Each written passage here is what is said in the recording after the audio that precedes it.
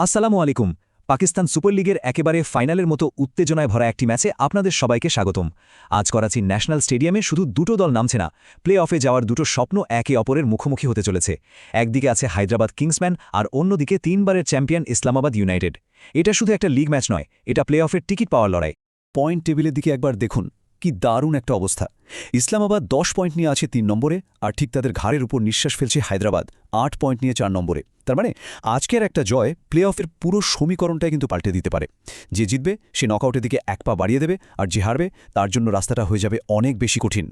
তো আজকের এই বিশ্লেষণে আমরা 8টা বিশেষ রুল ধরে ধরে দেখব কোন দলের পাল্লা কতটা ভারী। আমরা দলের শক্তি থেকে শুরু করে মনস্তাত্ত্বিক লড়াই পর্যন্ত সব কিছু চুলচেরা বিশ্লেষণ করব। তো চলুন আর দেরি না করে শুরু করা যাক। প্রথম পর্ব, মঞ্চ প্রস্তুত। ভেন্যু করাচির ন্যাশনাল স্টেডিয়াম, যেখানে হাজারো দর্শকের চিৎকারের মধ্যে প্লে অফের এই হাই ভোল্টেজ ম্যাচটি অনুষ্ঠিত হবে। পরিবেশটা একদম জমে উঠেছে। এবার আমরা ঢুকে যাচ্ছি আমাদের বিশ্লেষণের একেবারে মূল পর্বে। এখানে আমরা প্রথম 4টা রুল নিয়ে কথা বলবো, যা আমাদের প্রেডিকশনের ভিত্তিটা গড়ে দেবে। তো নিয়ম নাম্বার 1, দলের শক্তি। দেখুন, হায়দ্রাবাদের সবচেয়ে বড় শক্তি হল তাদের বিস্ফোরক ব্যাটিং, যেখানে উসমান খানের মতো একজন পাওয়ার হিটার আছেন যিনি একাই 10 ওভারে ম্যাচের মোড় ঘুরিয়ে দিতে পারেন। অন্যদিকে ইসলামাবাদের মূল শক্তি হল তাদের ধারাবাহিকতা আর অভিজ্ঞতা। ডেভেন কনওয়ে বা শামির মিনহাসের মতো ব্যাটাররা ইনিংসকে ধরে রাখতে পারেন। তো এই রাউন্ডে সত্যি বলতে কাউকে এগিয়ে রাখা যাচ্ছে না, দুদলই সমান সমান, স্কোর তাই এখন 0-0। আচ্ছা, এবার আসি নিয়ম নম্বর 2, পিচ আর কন্ডিশন। আর এখানেই কিন্তু লুকিয়ে আছে ম্যাচের সবথেকে বড় টুইস্ট, শিশির। করাচির পিচ এমনিতেই ব্যাটিংয়ের জন্য দারুণ, কিন্তু রাতের ম্যাচে শিশির পড়ার কারণে বোলারদের জন্য বল গ্রিপ করাই কঠিন হয়ে যায়। এর ফলে যে দল পরে ব্যাট করে তারা একটা বিশাল সুবিধা পেয়ে যায়। আর আমরা তো জানি হায়দ্রাবাদ রান তাড়া করতে কতটা ভালোবাসে। তাই এই রুলে অ্যাডভান্টেজটা পরিষ্কারভাবেই হায়দ্রাবাদের দিকে যাচ্ছে। স্কোর হয়ে গেল 1-0। নিয়ম নম্বর 3, হেড টু হেড। দেখুন, ইসলামাবাদ 3বারের চ্যাম্পিয়ন ঠিকই, কিন্তু আসল কথাটা হলো এই সিজনে এই করাচির মাঠেই হায়দ্রাবাদ কিন্তু ওদের 6 উইকেটে হারিয়ে দিয়েছে। এই টাটকা স্মৃতিটা হায়দ্রাবাদকে একটা বড় মনস্তাত্ত্বিক সুবিধা দেবে, কোনো সন্দেহ নেই। আর আগের ম্যাচে ওদের হারানোর পেছনের নায়ক কে ছিলেন? এই যে আসিফ মাহমুদ। কি অসাধারণ বোলিংটাই না করেছিলেন!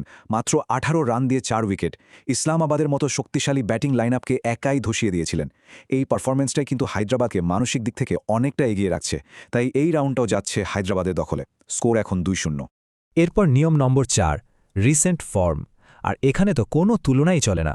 হায়দ্রাবাদ শেষ 5 ম্যাচে 4টা জিতে উঠছে, যাকে বলে উইনিং মোমেন্টাম। তাদের আত্মবিশ্বাস এখন আকাশের চূড়ায়। অন্যদিকে ইসলামাবাদের অবস্থা দেখুন, বেশ নড়বড়ে, ধারাবাহিকতার অভাব স্পষ্ট। সুতরাং এই রুলেও হায়দ্রাবাদ পরিষ্কারভাবে এগিয়ে। স্কোরলাইনটা দেখুন, এখন 3-0। তো আমাদের বিশ্লেষণের প্রথম ধাপ শেষ, আর হায়দ্রাবাদ কিন্তু 3-0তে এগিয়ে আছে। এবার আমরা দেখব কৌশলগত দিকগুলো, মানে পরের 4টি নিয়ম, যা ম্যাচের ভাগ্য পুরোপুরি ঘুরিয়েও দিতে পারে। নিয়ম নম্বর 5, কি প্লেয়ার ডুয়েল। হায়দ্রাবাদের ট্রাম্প কার্ড যদি হন বিধ্বংসী উসমান খান আর আসিফ মাহমুদ, তাহলে ইসলামাবাদের হাতে আছে শাদাব খান আর ডেভিন কনওয়ের মতো পরীক্ষিত ম্যাচ উইনার। দুই দলেই এমন প্লেয়ার আছে যারা একাই ম্যাচের রং পাল্টে দিতে পারে। তাই এই রাউন্ডেও আমরা কাউকে এগিয়ে রাখছি না। এটা ব্যালেন্সড। স্কোর তাই আগের মতোই থাকছে, হায়দ্রাবাদ 3, ইসলামাবাদ 0।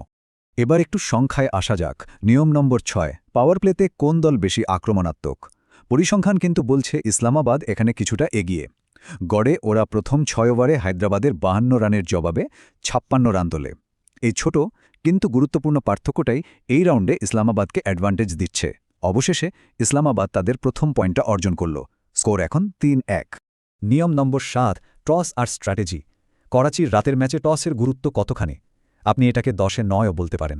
আর এর একটাই কারণ, সেই শিশির। যে দল টস জিতবে চোখ বন্ধ করে আগে বোলিং নেবে। আর যেহেতু হায়দ্রাবাদ রান তাড়া করতেই বেশি পছন্দ করে, এই কৌশলটা ওদের জন্য একেবারে পারফেক্ট। তাই স্ট্র্যাটেজিক দিক থেকে এই পয়েন্টটাও হায়দ্রাবাদকেই দিতে হচ্ছে। স্কোর এখন 4-1। এবং আমাদের ফাইনাল রুল, নিয়ম নম্বর 8, মাইন্ড গেম বা মানসিকতার লড়াই। দেখুন, হায়দ্রাবাদ একটা স্বপ্নের মতো কামব্যাক করে খেলছে। টুর্নামেন্ট থেকে প্রায় ছিটকে গিয়েছিল, এখন তারা অপ্রতিরোধ্য।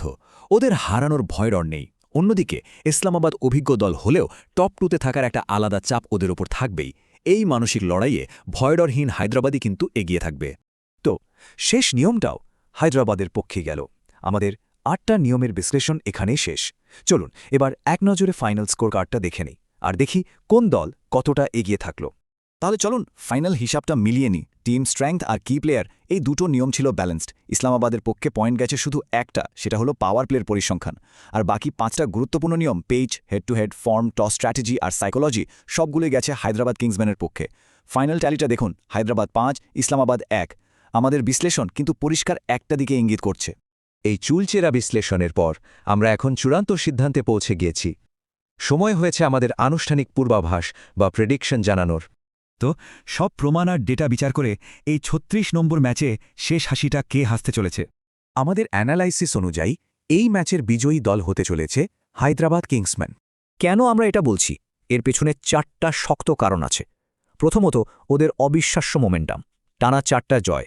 দ্বিতীয়ত, রান তাড়া করার ক্ষেত্রে ওদের অসাধারণ দক্ষতা, বিশেষ করে করাচির মাঠে। তৃতীয়ত, শিশিরের কারণে পাওয়া বিশাল কৌশলগত সুবিধা। আর সবশেষে মনস্তাত্ত্বিক দিক, কারণ ওরা এর মধ্যেই ইসলামাবাদকে একবার হারিয়েছে এবং ভয়ডরহীন ক্রিকেট খেলছে। তবে একটা কথা মনে রাখতে হবে, আমাদের এই প্রেডিকশনটা পুরোপুরি অ্যানালাইসিসের উপর ভিত্তি করে করা।